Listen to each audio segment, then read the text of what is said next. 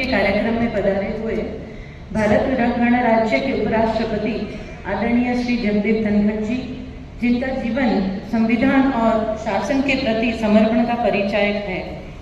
उन्होंने न्याय, समानता और सभी वर्गों के लिए अवसर की बात की है।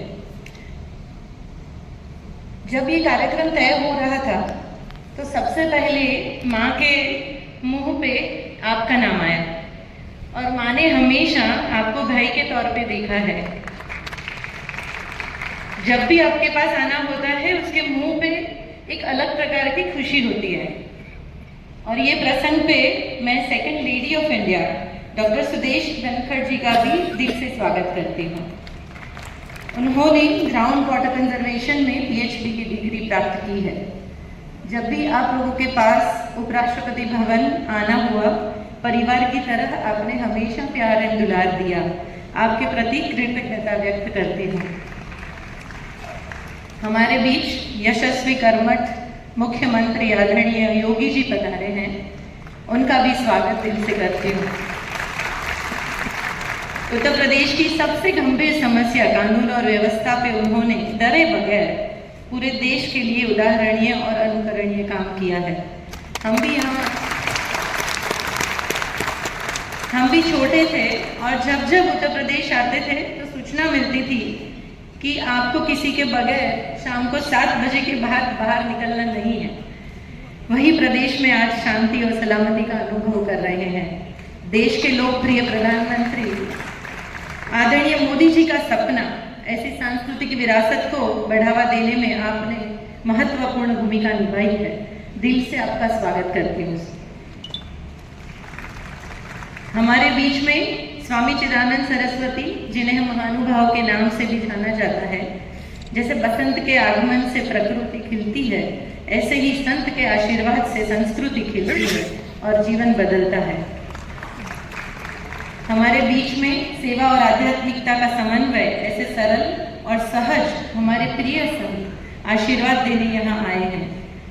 जब हमने स्वामी जी को बताया कि हम गणिकाओं के साथ काम करते हैं और उनके बच्चों के साथ भी हम काम करते हैं, और वो ऐसी बहनें हैं जिनको जबरदस्ती से ये बिजनेस में, ये धंधे में लाया जाता है, बाद में उनका स्वीकार समाज भी नहीं करता, उसका परिवार भी उसका स्वीकार नहीं करता। ऐसी बहनों को स्वामी जी अपनी बहन की तरह वो अपने आश्रम में हर साल बुलाते हैं। जब तक उनको रहना है वो रह सकते हैं और आध्यात्मिक जीवन जीने का मौका देते हैं। उनके जीवन में भी परिवर्तन आया है। चिदानंद सरस्वती जी अलग प्रकार के संत हैं। हमारे परिवार की तरफ से मैं आपका सबका कृतज्ञता के साथ दिल से स्वागत करती हूँ।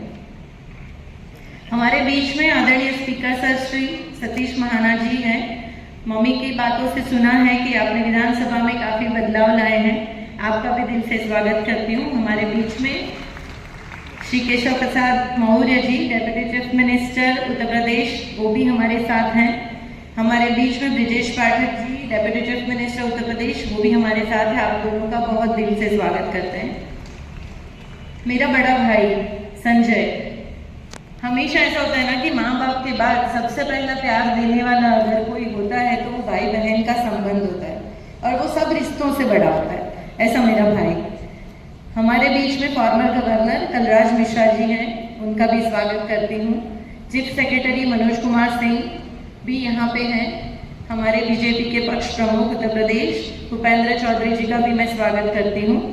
राजभवन के अधिक मुख्य सचिव श्री सुरेश बोबड़े जी का स्वागत करती हूँ। और हमारे बीच में cabinet ministers, MP, MLA, Uttar Pradesh के सम्मानीय लोग, मीडिया और हमारे तीनों राइटर जो शायद मम्मी के साथ, अशोक देसाई माँ के साथ करीबन 25 साल से ज़्यादा समय उन्होंने बिताया है।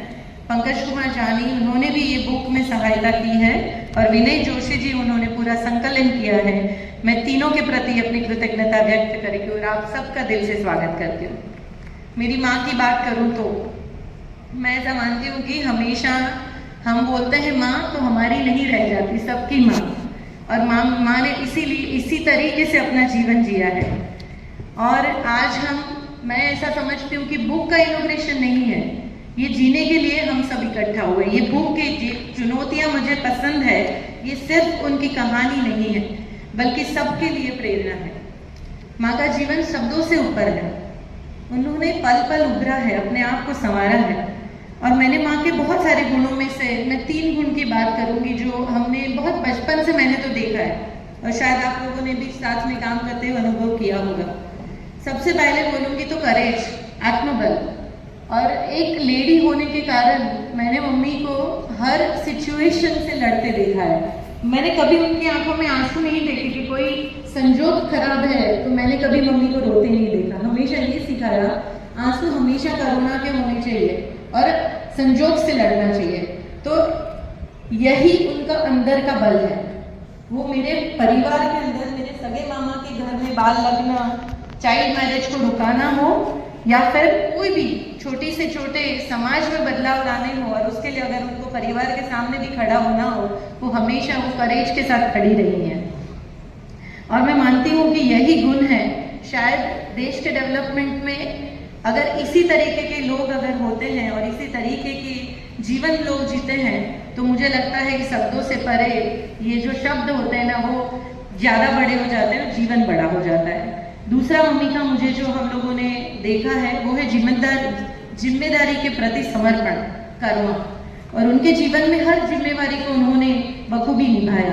कई बार हमारे सपने बड़े होते हैं और कई बार हमको ऐसा लगता है कि हमको छोटा पद मिल गया। हमने देखा है कि उनको बड़ा या छोटा कोई भी पद मिला, उन्होंने हर छोटी जिम्मेवारी को ईमानदारी से निभाया और इस जिम्मेवारी में बेस्ट हो सकता है वो उन्होंने की है। हमारे 200 लोगों का बड़ा परिवार, मुझे नहीं याद है कि एक भी बार ऐसा सिचुएशन आया हो और मम्मी खड़ी नहीं हुई हो। ऐसे उनके काम और छोटे काम को हमेशा उन्होंने कर्म में परिवर्तित किया है। और तीसरी बात बोलूँगी तो वो है संबंध। मैं देखती हूँ कि वो हमेशा एक चीज़ बोलते हैं कि संबंधों में स्वार्थ नहीं रखना। ऊपर वाले ने हमको इकट्ठा किया है, कुछ तो मैसेज होगा, कोई बड़ा छोटा नहीं होता। बस इंसान की इंसानियत के लिए हमेशा खड़े रहो। नोन अननोन नहीं होता। हम जिस पोजीशन पे होते हैं वो पोजीशन सबको हो सके इतनी मदद हमको करनी चाहिए।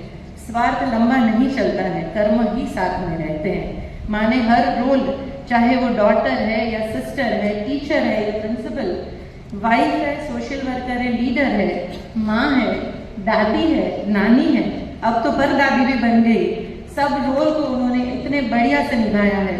माँ, हम सब पूरा परिवार आपको बहुत प्यार करते हैं। आपके जीवन से हम सतत सीख रहे हैं। मैं दिल से कृतज्ञता परिवार की तरफ से व्यक्त करती हूँ। बी प्राउड ऑफ यू माँ। Thank you.